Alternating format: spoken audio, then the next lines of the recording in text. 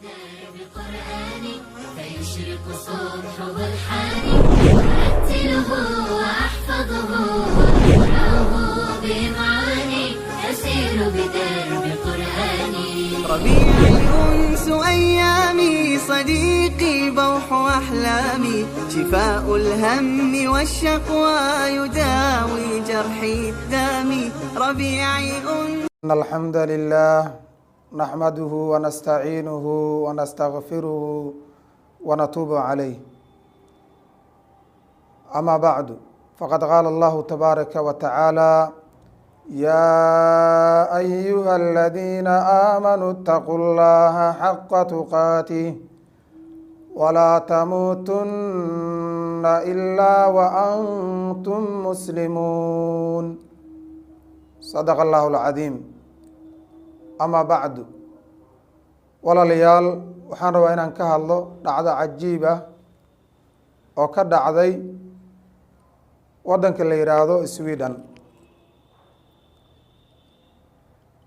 magaalo la yidhaahdo Rodshaben ama xaafadeedii Roslet. siday sheegeen dadka maaragtay degan, waxaa dhacday dhacdo cajiib ah bisha maarso aan soo dhaafnay afarteeda. dhacdadaasoo runtii ku saabsan dadka deegaanka oo maaragtay oo gaar ahaan dadka muslimiinta ah diinkoodii weerar lagu soo qaaday. maxaa yeelay haddii kitaabka ilaahay weerar lagu yahay, waxa weeye dadka muslimiinta oo dhan lasoo weeraray waaye.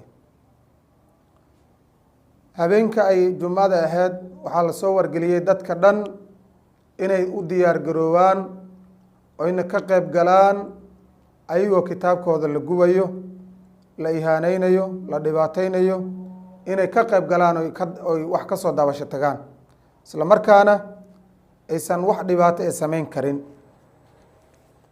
siday dadka deegaanka maaragtay sheegeen, runtii dhacdadaasi waa dhacdo aada u yaab badan oo loola yaabay. sidoo kale la iswargeliyay markii khudbada intaan la gelin ka horaa la sheegay, waxaa la yidhi wax rabsho ayaan la sameynin, buuq yaan la dhigin, mataqaan dhinkaas ha la iska fiirsado, ha la arko wuxuu sameynayo. run ahaantii waa walaacnay, muslimiinta meesha joogta dhan waa walaaceen.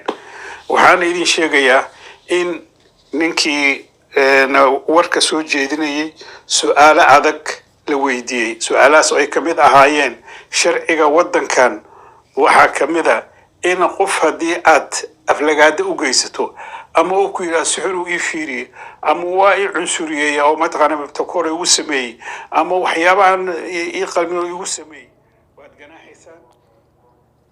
alxamdulilah.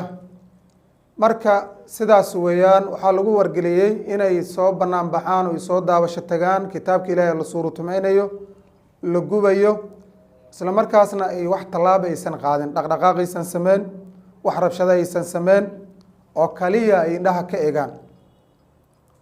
laakiin ilaahay baa diiday subxaanahu wa tacaala: yuriiduuna liyudfi'uu nuura allahi biafwaahihim wallahu mutimu nuurahu walow kariha alkaafiruuna ba ilahi subxaanahu wa tacaala.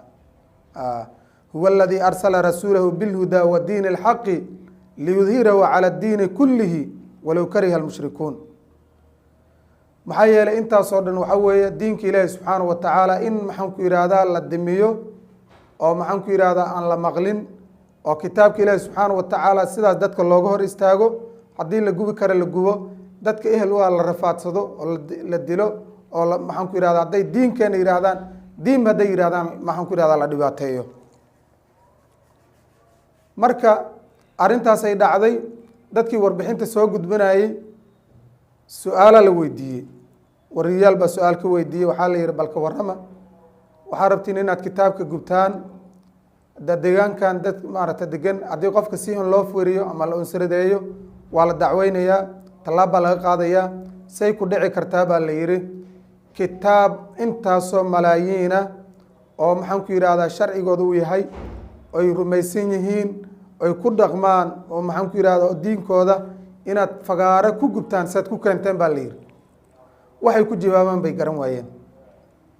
laakiin ilaahay maxadii subxaanahu watacaala subaxdii salaadii markii jumcaha la tukaday asigoo loo diyaar garoobo la sugayo muslimiinta waxay sameynaysan garanayn ilaahay bay ku calaacaleen subxaanahu watacaala ilaahay bay ku calaacaleen ilaahay bay weydiisteen subxaanahu watacaala inuu difaaco kitaabkiisa ficlan ilaahay baa difaacay subxaanahu watacaala ilaahay baa difaacay inaa naxnu nazalna dikra wa inaa lahu laxaafiduun ilahay wuxuu leeyahy diinka qur-aanka annagaa dejinay annagaana xifdinayna baa ilahi yihi subxaanahu watacaala ayagu ma ahan ka hor baa la isku dayay in la dhibaateeyo ilahi wuxuu leeyahy subxaanahu watacaala yuriiduuna liyudfiuu nuura allahi biafwaahihim wallaahu mutimu nuurihi walow kariha alkaafiruuna waxay doonayaan diinka ilaahay inay dimiyaan afyaalkoodana ay ku dimiyaan ilaahayna waa uu diiday subxaanahu watacaala ilaa inuu dhamaystira ma ahana diinkiisa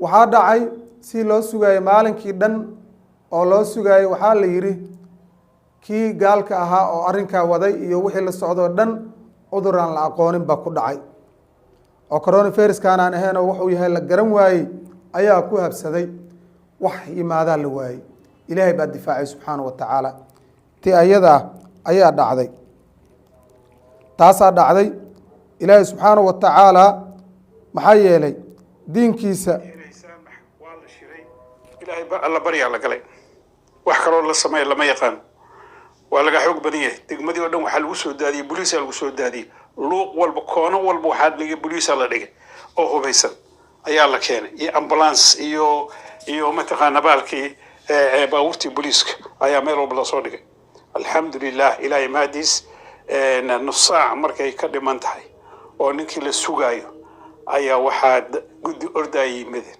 bishaaradii allah timid bishaaradii alle ayaa timid oo odhanayso ninkii intii la socotayba cudur oo aan la aqoono coronavirus u eg kana duwan ah ku wada dhacay oo hoteelkii lagu karantiilay eesaa ku bashaaraysta waa arrintii way baaqatay marka ilaahay waxaa uga baryaynaa alxamdulilah ilaahay maxadii weeyaan ayadoo maxaan ku idhaahdaa muslimiintii ay dhibaatadaas haysato oo dariiq walba ciidan loo dhigay oo boolis la dhigay aysan isdhaqaajin karin war diinkeena noo daaya hataa aysan dhihi karin ilaahay fadligiisa kii cadowga ahaa inta la socotay oo dhan cudur baa ku habsaday alxamdulilah ilaahay baana ka difaacay waa ilaahay maxadii subxaanahu watacaala mar walbana ilaahay subxaanahu watacaala diinkiisa